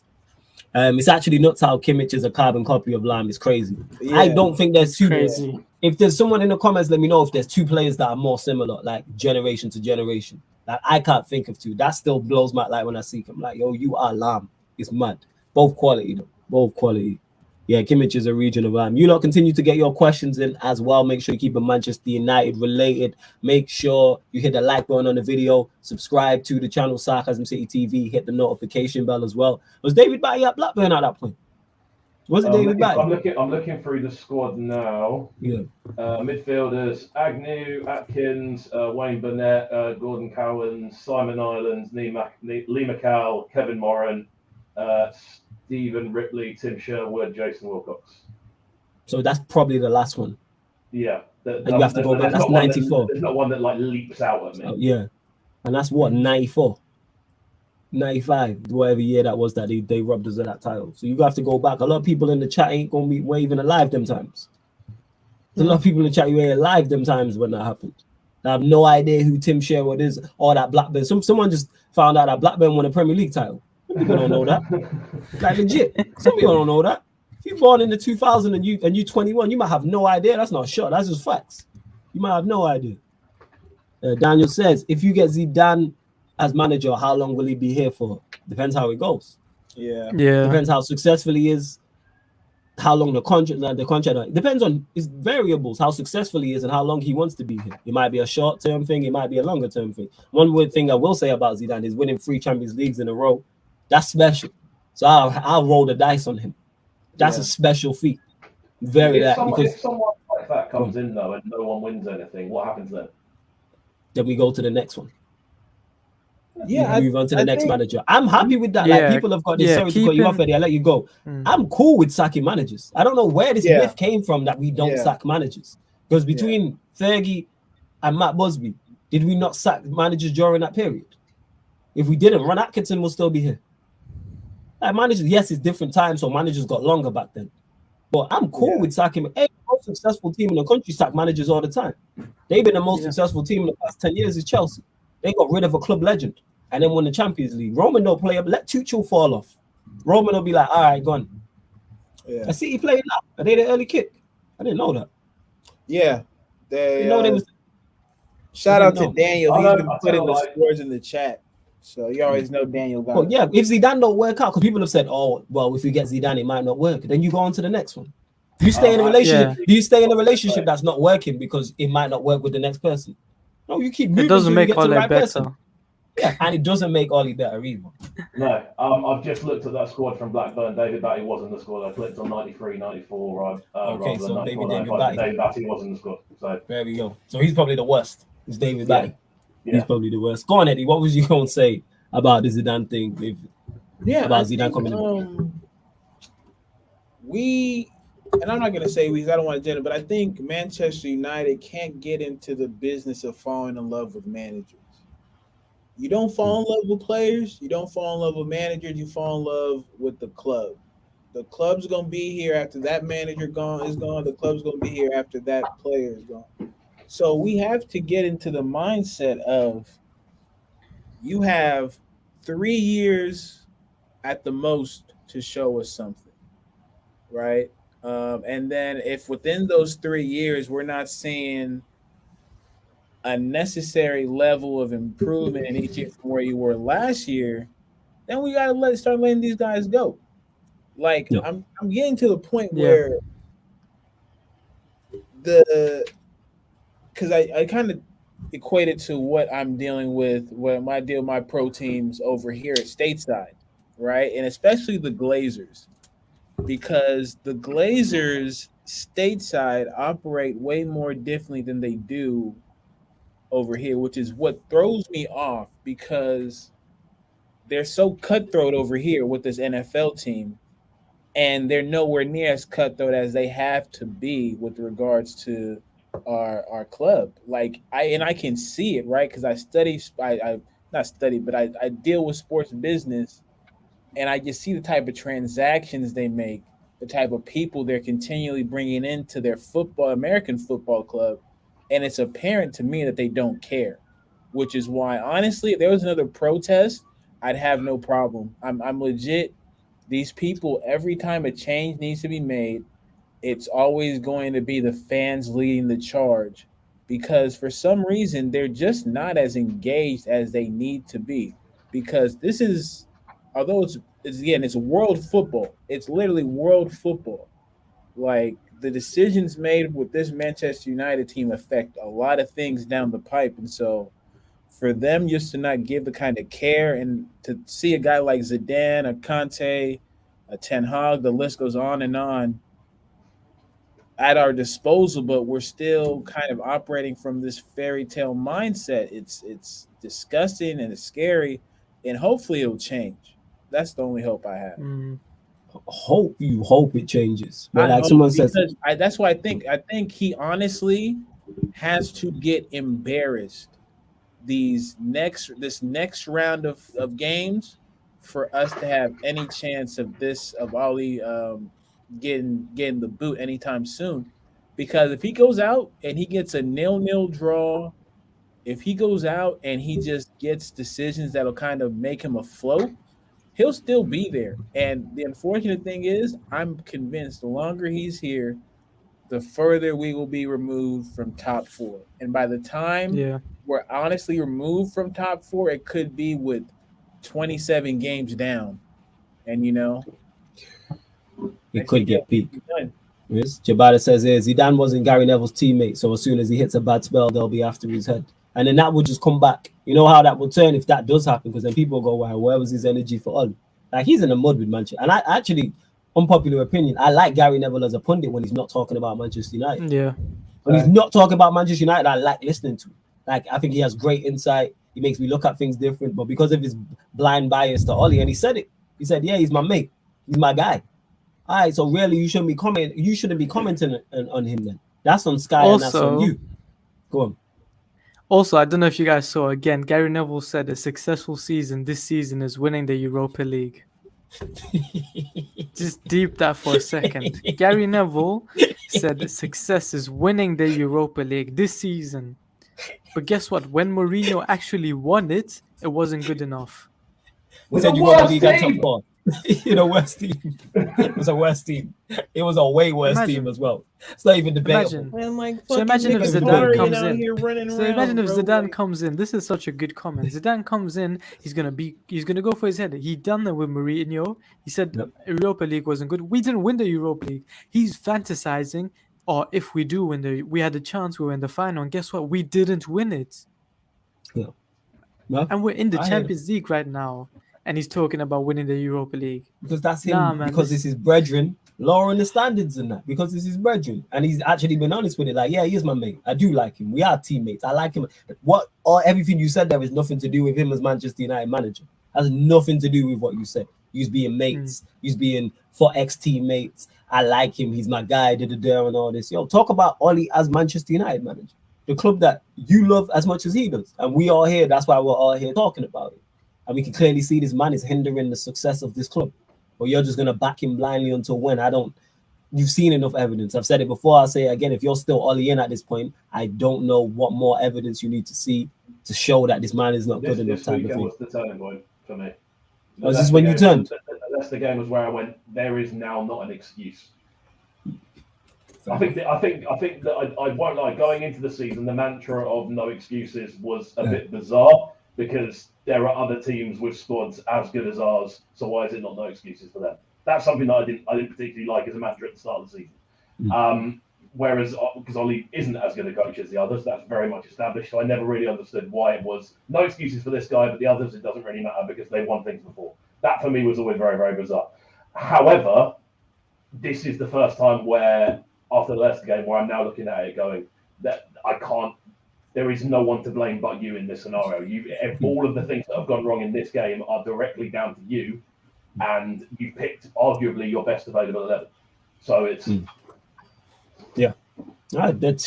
That's why, and like I said, I turned a long time ago, and these things have been happening, and I've seen this on the rise. This is why I wasn't gassed going into the season again, and I got told, "Oh, why you not happy we signed Ronaldo? Why you being negative? Blah blah blah." Now look, you know what I'm saying? Zeno was here happy, man.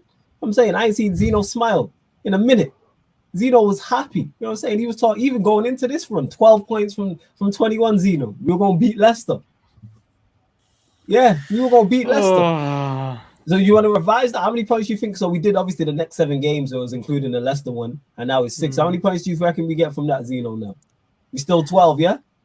No, can I be honest with you, Flawless? Because you're painting me to be someone I'm not. Because I did say if we do get the 6 points, I wouldn't be surprised. The thing is, I wouldn't be surprised. Right. I'm gonna find that clip and I'll send it. But I wouldn't be surprised. Like right now, if we lose the next 4 or 5 games, again, I'm not surprised. Yeah. I just looked at them individually because when you do play rivals, form does go out the window. Liverpool, they don't have a good record against us at Old Trafford, but neither do we. So it's not looking good, anyways. I think I could. It's not gonna be. It's not gonna be double digits. No, it's gonna get peak. Yeah, and we'll get to that. 6, 7 points. D-Star says, if you had to choose one ex-United player who became a manager to manage United, who would it be? None of them. I want the Manchester United manager to have a CV and have credentials. I don't want no ex-legends in charge. No ex-legends. No, unless they have a CV to back it up. I'm not trying to hear it or see anything like that. Nope. Could I talk about coaching 1 second? So we have say that again. Did you say Steve Bruce? Did you say that, Kobe? I said Steve Bruce, you know. This guy, joker. Steve Bruce has made more finals with than Ole, anyways. But we moved. Look, Ole was the worst manager statistically at Cardiff. He's at the worst win percentage. We had Phelan, the worst win percentage at Hull City. McKenna, he was under 18 coach. Carrick, ex-player. The set piece coach, he was Chelsea's under 23. Where's the experience? Like, it's all just set up for failure. I always said I wouldn't mind Ole if we had experienced coaching staff, but we don't. We don't. And it's making him look extremely bad right now. But he's the main problem anyways. And Ronan says, I'm concerned that the board won't sack him until we're out of every competition and not in the Champions League places. Feels like it could drag out longer than it needs to be. All right, go on, Eddie, land on this. I got thoughts on this, but go on. Because I've already made it clear I think Ole gets sacked. I'm just going off of history with how this board and management group has acted. Sancho, we were slow. The biggest signings, even of Bruno, was slow, right? They just operate in a lethargic fashion. And so for me, they'll do the same with this one, although they just need to sever it off right here, right now. And because you're going to have to, there's a whole process of getting a manager in. So even when you fire Ollie, there's probably going to be a couple weeks where you have one of the backroom staff managing the team, unless they've already been talking to somebody and they're ready to make the entire transition. But yeah, just based off of the evidence I have from how they've interacted with any other thing, they should be super slow. No, I hear that. Kobe, your thoughts on this in terms of them sacking him? Is it out of United have to be way off top 4 pace out of every competition before you reckon they sack him? You think they sack him sooner? I think they genuinely want to keep him. Nostalgia sells shirts, bro. It's that simple. Nostalgia makes money. Nostalgia is such a money-making mindset to have. If you can try and drag people back to this, it's a myth. 90% of the nostalgia behind United is completely mythologized. Anyway, 90% of it is nonsense. But I don't see why they would. I still don't see in their eyes, unless if we still qualify for European competition, which I still think we will, I don't see why they would, because they don't lose out on anything. It doesn't really make much difference if they're winning trophies or not. I don't see why they feel a need. If they were to change, they would need to go and spend more money again.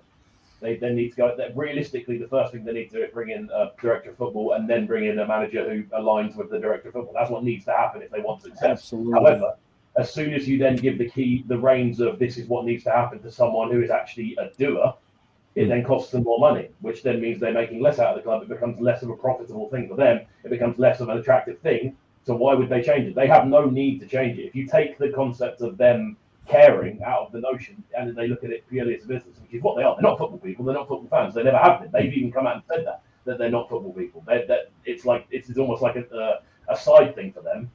They have no need to care because it doesn't affect them in the slightest. It's not what they've grown up watching. It's not what they've had any interest in. They have no care. They have no need. It won't ever change in regards to them wanting to spend to win things.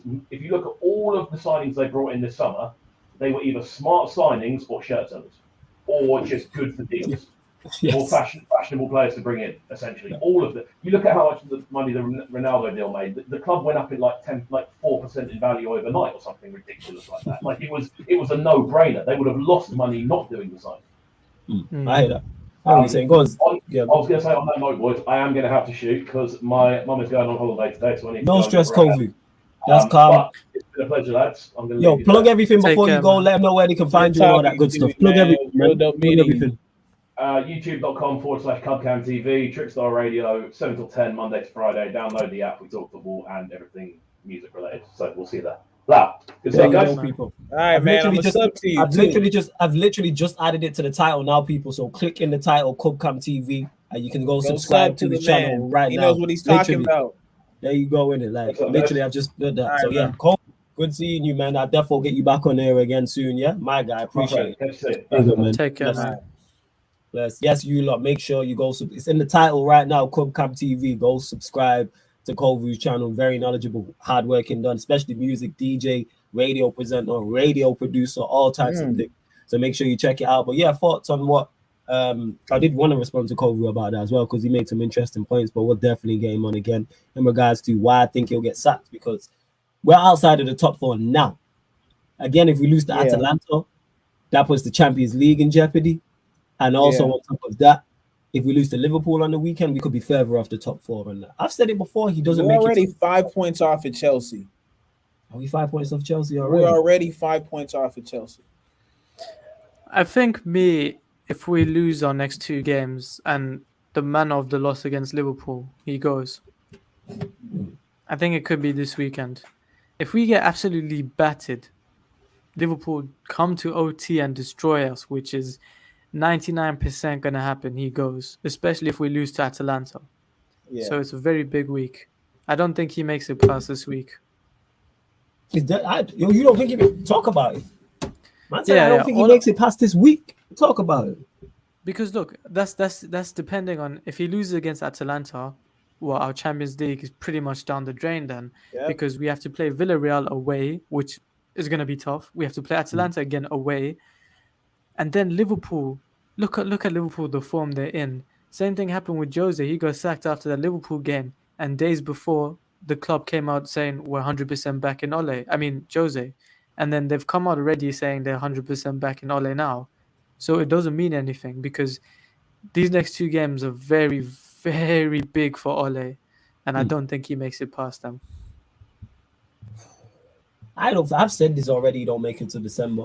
However, if we lose to Atalanta, like you said, and Liverpool, he could be good because the place. Like, look how much the pressure has been ramped up on him just off the 1 loss to Leicester.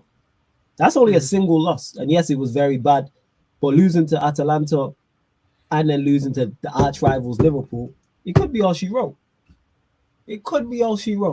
I could see that happening 110%. It legit could be all she wrote. And I don't know a lot about Atalanta, but I hear good things. I heard they haven't lost an away game in they have a great away record in terms of just not being beaten on the road. They're a serious team, bro. This is what they play very good attacking football. So and Liverpool, I've watched. They're very, very good. They're in good form. They have the most informed attacker against that shocking defense. We don't have a prayer against Liverpool. Yes, I hear what you're saying, Zeno, about form goes out the window. I hear all of that. However, they gonna walk through us. Listen, 100%. Man, it can even it can get real bad against Atlanta. I mean, Atlanta. You know what? I do that all the time. I mix up Atlanta with Atlanta. You know what I'm saying? I do that all the time. It always confuses me. They gotta fix that. But no, Yeah. it's just because they got some ball players. They really do. I went back and watched their game against, I think it was Young Boys, just to familiarize myself because I was bored as hell at work. And the one thing I noticed is there we talk about attacking fullbacks. They are the definition of attacking fullbacks. And then they have playmakers in the middle who, because they play out so wide, they create space just naturally for their players to come into that middle, their playmakers to come into that middle, receive the ball, and then make back. Like, yeah, Brush says it here. Worry about their wing backs. I'm telling you. And then they have a guy named Zapata in the middle who can really go. So we have our hands full. And I hope people don't think just because we're Man United, we're gonna have they're gonna bow down at the holy altar of Old Trafford. They don't give a damn. They could care less who we are. They went on, took on Real last year. They think they're a proper Champions League side. So we have our hands full. Oh yeah, we in trouble. 100% we in trouble. We are. But I can't see him making it through this because Ronan says, hey, hope you're right, Zeno. But I don't think Neville and Rio would be saying they won't sack him before the end of the season unless they knew something. Also, I think the club genuinely wants to keep him. Again, the club I'll say it again, and I've said it many, many, many times. If it looks like we are not going to finish in the top 4, they will pull the trigger.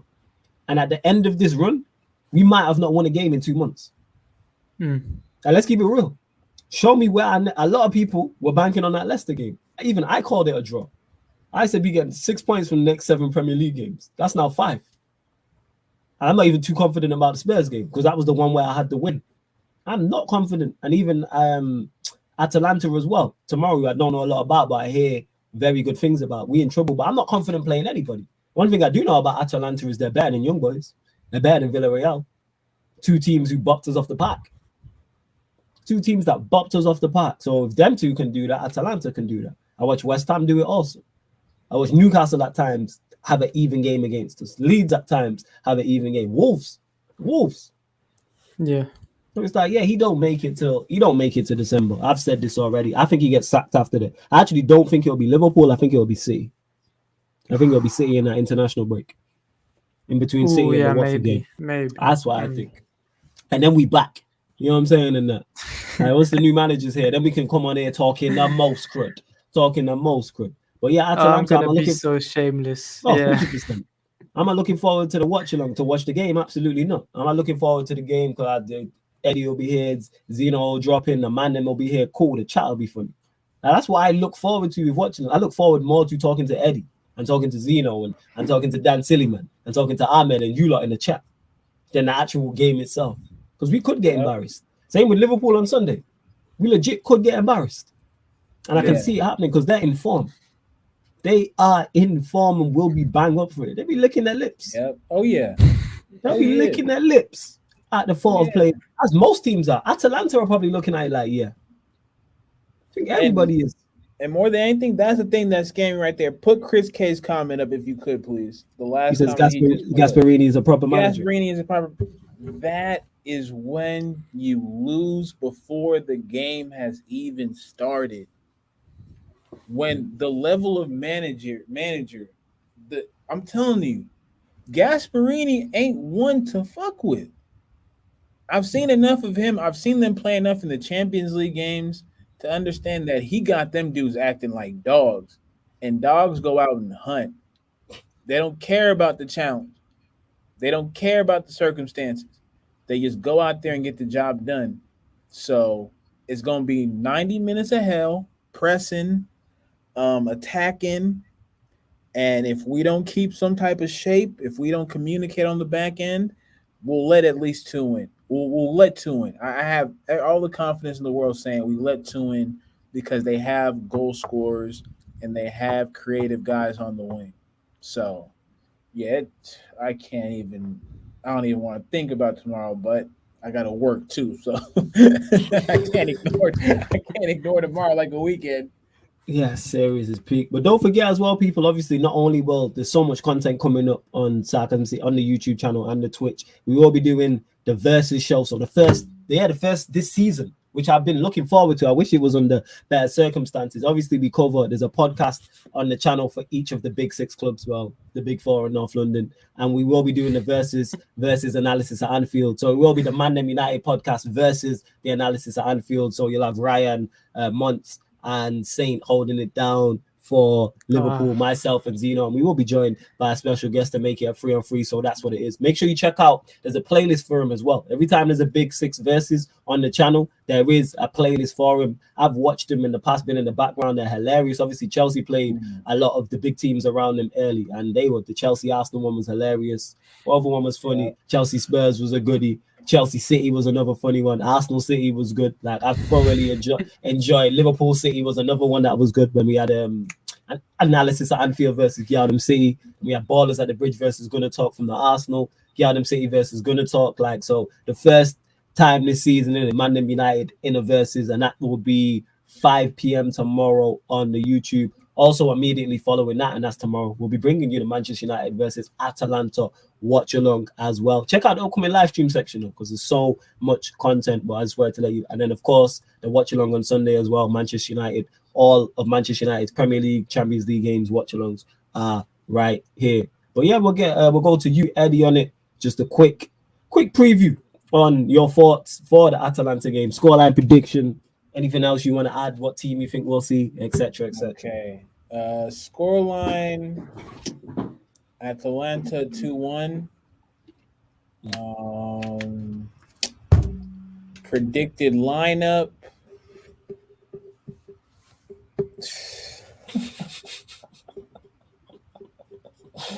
Oh, it even hurts me to say this lineup, but yeah, I'm gonna go left.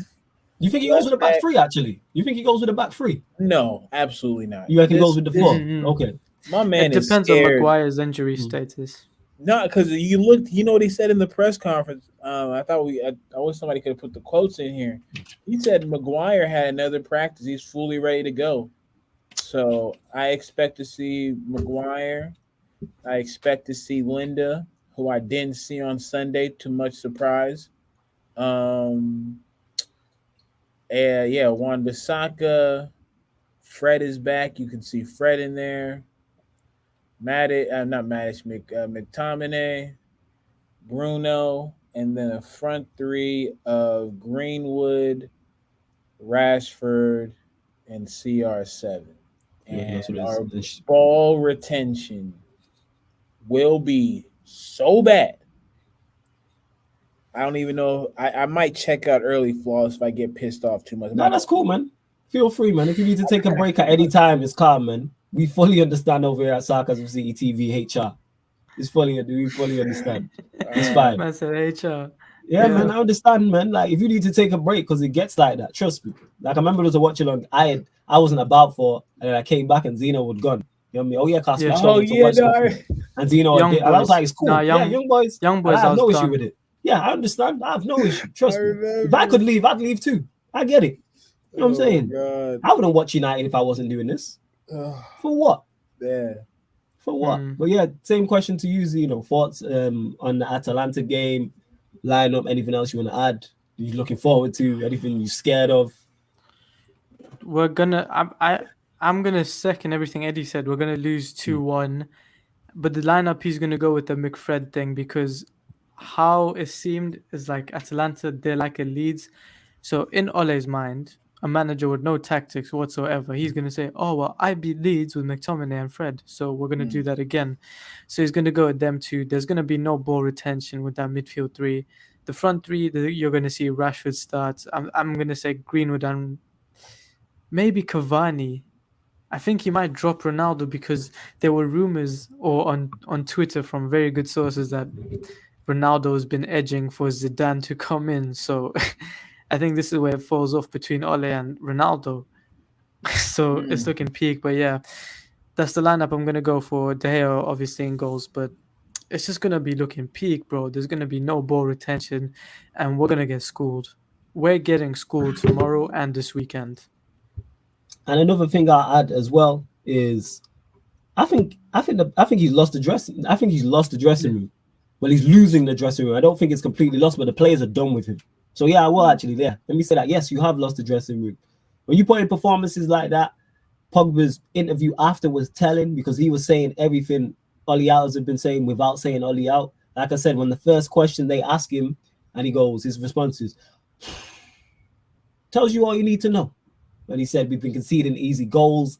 We need a new plan. He said stupid goals as well. Yeah, stupid goals. Like it tells you all you need to know. Like Paul Labille needs to be on ManDem United because he's had enough. So Pogba's unhappy, Ronaldo's unhappy. We know this. Maguire's playing half fit. Donny already don't like him. Like he's lost the dressing room. This is why I don't think he gets a response tomorrow or against Liverpool. Because I think the players are done. They've had enough. They know we can't be successful with this man. So in regards to that, I don't know a lot about Atalanta, but I wouldn't pick us to beat anybody. So I'm saying they'll probably win. I won't pick us to beat anybody, any Premier League team or any team in the Champions League. And maybe Norwich. That's it. But even then, I could see us drawing that. Speak on even then. And Harris not even giving Maguire excuses. He has been awful all season. What happened to Maguire is Varane came in and shown him up. Varane's shown levels. A proper center back for real. Because Varane's of a certain quality and a certain level. And now when you compare Maguire to Varane, he looks even worse. But Maguire has been terrible. But again, who's playing him half fit? That's on Ollie. Who's not dropped him for poor performances? That's on Ollie. He needs to take accountability for it. There has to be accountability for poor performances. If you're not up to our work, 100%. Your boss is going to come over to you and deal with you. We've all had jobs here. I think the majority of us. I've been in many jobs where I know I'm not pulling my weight and the boss has come over. I'm always trying to shirk responsibility. That's just I can't be asked. I'm not playing for Manchester United though. You can't do that at the highest level. It's a career. You're playing at the highest level and there's no accountability. Maguire can drop 3 0 out of 10s in a row. He's still going to play. Same way with Luke Shaw. Same way with Wan-Bissaka. I can throw Varane in that mix. Lindelof I can throw in that mix. De Gea, Fred, McTominay. There's no accountability. Bruno, Ronaldo. Overall, players can drop. Once you're his favorite, once you're one of his favorites, he's going to play you regardless. That's how he moves and what he does. And that's just typical Ollie. It's ridiculous. Daniel says, want to see Lindelof and Varane together? Absolutely no. I want to see Varane with Bailly. I've said this. That's the centre-back partnership I want to see. I think it's our best two centre-backs. And I think they complement each other very well. I've had enough of Lindelof, I've had enough of Maguire. The reason why I got onto Lindelof so much is because I believe people should have been criticising him like they criticised Maguire. Not from the Leicester game, because Lindelof was actually decent. I'm saying in general. Like when he makes mistakes, it gets brushed under the carpet. It's brushed, but when Maguire makes a mistake, it's blown up, which is right. Like, I just want people to keep the same energy. I'd rather Lindelof than Maguire, though. I'd rather neither. Like, that's me. I'd rather neither. Like, I'm not even going to argue that point. That's like, what shit do you like less? You know what I mean? Or what shit do you like more? That's what it is. That's what shit you like more, to me. I'm calm now. Yeah, no one says, flawless next Sunday, pal. My fellow rapperish Kevin is having a concert. I'll not be on the Q&A and be in the concert. Yeah, man, no stress, man. Make sure you can just watch it back. Obviously, if you can watch shows live, we'd much appreciate it. You can watch them back after. If you're busy, you watch them back afterwards. That's calm. Don't forget the membership is underneath in the description as well, people. So if you want to sign up to the membership, Eddie is a member. He is one of the members. Many great perks underneath. That's how you go on the channel. And now look, permanent fixture on Q&A, on watch-alongs. You catch him on Q&As and all sorts. Like once you're in Sarcasm City, you're in. Like you can pretty much go where you want. That's pretty much what people do. They land and then they end up on all types of different shows as well. David says, China, absolute facts, flawless. No accountability whatsoever. Players can stink the place and still keep their place in the team favorite FC. Yeah, that's what it is. As Lindelof and Maguire is Ollie's favorite, so if I had to play, I'm happy with Lindelof because Maguire makes me sick just looking at him play. I'm not happy with either. They're both problems. Both alarms go off when I see both of them. But yeah, we will close out the show, people. Eddie, anything you want to add, anything you want to plug before we leave? Nah, thank you to everybody in the chat. Always appreciate the opportunity to chop it up with the boys. Should be on tomorrow. Hey, and if you need help with these NBA watch-alongs, just let me know. I can always. I was going to talk to you about that and some other stuff as well. Definitely, 100%, 100%. No Get that. No doubt. But yeah, man. But large up, love having you here, Eddie. As always, Zeno. Anything you want to add before we bounce? Nah, man. Big up to all of you. Big up to Flawless. Big up to Eddie and Cam. I might want to change my prediction to 6 points, but I'm going to firm the 12 and I'm mine is 5 now, actually. So you're taking the points I did. You got 6 now, and I had 5. Nah, we're just, you know what? We just have to firm that out. I'm just going to die on that sword. Hopefully we get Zidane and we win the next 4 games. Then, I can come on here with a big smile. But nah, man, big up to all of you, man. It's always a great show. It's always a good chat. So make sure you subscribe. Make sure you share. And yeah, man, big up to you, man. Let me not forget this as well. The sister network of Sarcasm City TV, Mimi TV. Make sure you subscribe to her Twitch. She became an affiliate recently, so big up to Mimi for that. And there's much more content coming on there. You're gonna catch all the Watford watch-alongs on the channel. So if Mimi's not at the game, she'll be holding it down with myself. If she is at the game, I'll be holding it down. Me and Peter did the Liverpool game. She even says here, and Eddie's meant to be coming on my channel. Yeah, Eddie. I think he's already. I think he's already spoke about that. Yeah. Whenever you need me, just holler. That's all you got to do. There you go. So yeah, we'll pattern that. But yeah, Mimi TV, that's MIMI TV. That's on the Twitch, and that is the sister network of Sarcasm City TV. So make sure you go and follow the Twitch. Get her up to 100 followers in it. After this show, the followers should have gone up on that. Cub Cam, big up to Kovu who was on. Says locked in on the phone. Big up lads. Big up lads. Big up to Kovu. His link is in the title, people. So just click on it right now, and this show will keep running, and you can go subscribe to his channel. So big up to Kovu. You'll catch him over here as well. But yeah, man, so much content coming up. So even today, after this, on the Sarcasm City TV Twitch, I will be doing the PSG versus Leipzig watch along. I will be doing PSG versus Leipzig watch along. Then after that, on the Twitch, 11 p.m. there'll be a Sarcasm City members Q&A edition, so I'll be joined by one of the members. So that's just exactly how the Sarcasm City Sports Q&As work, but with a member. And then the NBA is finally back today. The NBA regular season watch-alongs, and we're going to be literally there's watch-alongs every day, people, every night. So today we've got, let me just make sure I get this right. That'll be live on the Twitch, and we've got the Bucks versus the Nets and the Lakers versus Golden State. So it's the Bucks versus the Nets, Lakers versus Golden State, and we'll be doing doing all of those watch-alongs will be on the Twitch as well. So for you basketball fans, Eddie will be dropping in. You'll see so many. There's like 9 months worth of basketball. So you lot see that we've added to the schedule, as I told you, look, added to the schedule. So big up to everyone who is locking in. Big up to everyone who's supporting. Nothing but love.